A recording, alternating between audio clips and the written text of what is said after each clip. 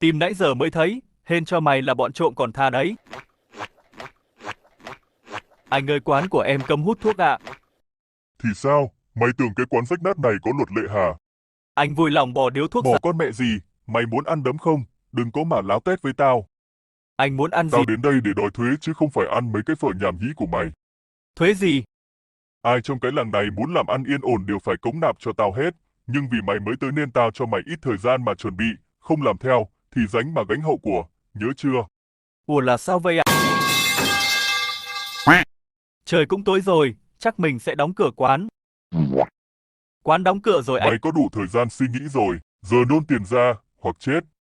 Ok, tôi sẽ đưa tiền cho anh, nhưng đổi lại tôi sẽ cho anh mẹo để sau này đi thu thuế dễ hơn. Mẹo gì? Mẹo mày bé.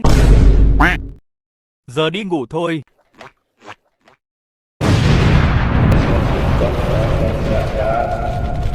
Sẽ giết con chó thành ra